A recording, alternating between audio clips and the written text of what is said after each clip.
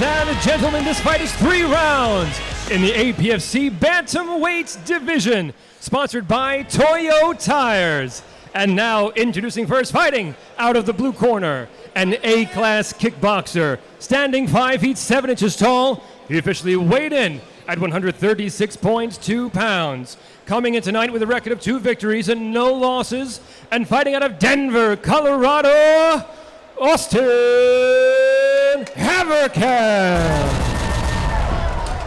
And across the cage, his opponent, fighting out of the red corner, a striker, standing 5 feet 7 inches tall. He officially weighed in at 135.8 pounds, and he also comes in tonight with a record of 2 wins and no losses, fighting out of Mechanicsville, Virginia, Aaron Thomas. And your referee in charge is Sean Spath. Sean Spath, third man inside for this bantamweight bout between Aaron Thomas and Austin Haverkamp, both undefeated. One man will remain as such, one man won't. Haverkamp in the black and blue, Aaron Thomas in the all-black trunks. Round number 1, underway. Both of these guys getting right to the center of the cage. Early jab from Thomas. Promised some crisp boxing, and man, I mean, that is stiff, David. Beautiful jab there by Thomas. Haverkamp, you know, we thought he would have the immediate striking advantage, but I think Thomas is already starting to find his range and find his groove here. Nice defense, blocking the leg kicks, but then answers with some shots of his own. Switching stance early is Haverkamp. I do like that head kick that landed moments ago. Oh, massive right from Thomas. Nice. Now Haverkamp coming forward. Nice 1-2 there by Thomas. In the pocket here, you know, with him not having the height advantage. It's surprising though, as you see him dart in and out, the speed is what I think is giving Haverkamp a bit of an issue. You know, he's landing the jab, getting right out of range, and following up with counters as he attempts to right there. 2 minutes left in round number 1. Thomas gliding on the outside. There's that jab again. I'm really liking these kicks from Haverkamp though. Extended combo from Thomas, now he's unloading. Oh! Nice combination and follow-up there by Thomas. You mentioned the kicks, however, throwing naked kicks in MMA can always be dangerous, especially when you have an opponent like Thomas who's quick, intelligent, and knows where he's countering at. Midway through round 1, nice kick there from Haverkamp. Thomas blocks it. Oh, partial low blow potentially, but a deeply frenetic pace as expected from these bantamweights, David. Yeah, a lot of speed here, a lot of volume so far, which we always expect from bantamweights, flyweights, the lower divisions. I'm liking how Thomas, though, you know, we talk about speed. He's not just fast. If you look at his eyes, before he goes, he knows where he's going, which I think is why he's having so much success up to this point, countering Haverkamp.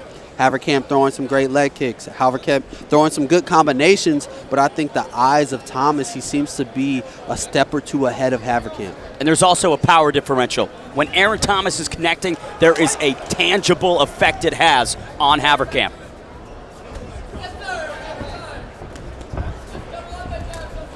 Haverkamp trying to come over the top. Nice bit of a wild shot there from both.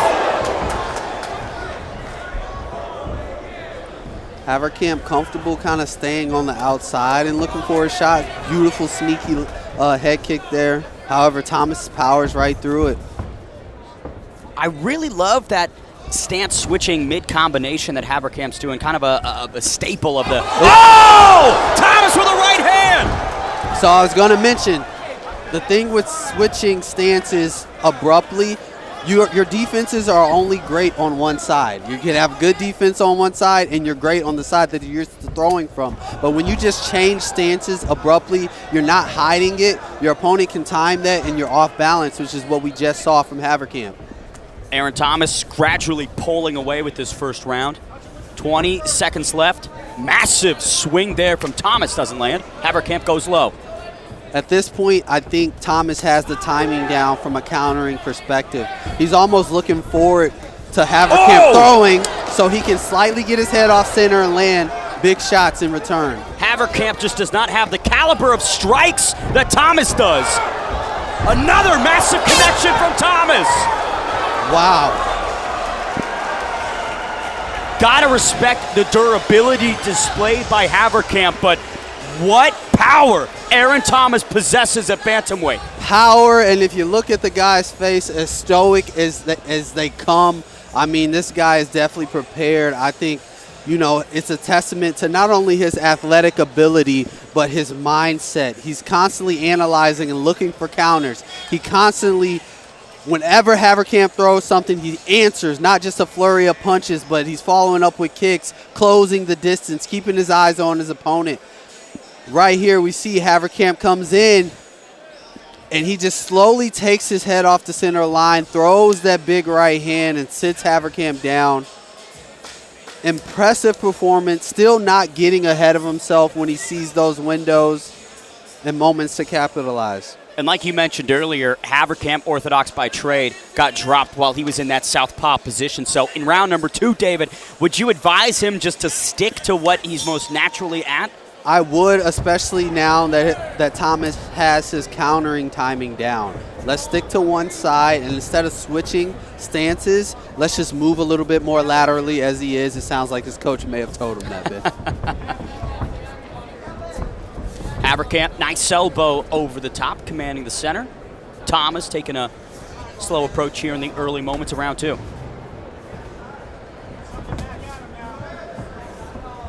Haverkamp looking to move forward a little bit. Last round, we saw him kind of hanging on the outside, but whenever he darted in from distance, Thomas had him timed and would look to counter and had a few good moments there. Oh! Whoa. Haverkamp lands the head kick. Thomas now retreating. Sneaky rear kick there right on the chin of Thomas. Both of these guys are wobbled. Thomas just winging for the bleachers here in Richmond. 2 minutes to go. Oh! Left hand from Haverkamp. Thomas back on his feet, but how recovered is he? I just feel like at any given moment, someone is going to hit the canvas. Knee from Haverkamp, now Thomas in survival mode. Snap down guillotine. The diamond's in the building. Maybe Haverkamp can get it. And he gets it, man. Austin Haverkamp snaps the undefeated record of Aaron Thomas. Battled through all the adversity from the power boxer and Thomas, and the Muay Thai practitioner gets the second round submission. Man, it was not looking good there for a second for Haverkamp. However, he was able to make the adjustments. You know, he stopped being flashy and went to what worked. He stuck to one side, started moving laterally, and I think that allowed him to find his timing and find his range. And once he did so, he started to land a little bit more. And then once he got the moment to snap in that guillotine, a little bit of a lazy single leg there by Thomas, he jumps right on it, and that's all she wrote. And the issue for Aaron Thomas was when he was hurt, he jumped deeper into the fire. Should have maybe separated, found range, but instead wanted to go to war and loses this battle in tough fashion, David. I agree with you, Ben. Submission official. We send it back inside to the voice of APFC, handsome Michael Hansen. Ladies and gentlemen, our referee Sean Spath intervened and ended the fight. The official time, 1 minute and 19 seconds of round number 2. Declaring your winner by submission via guillotine choke, Austin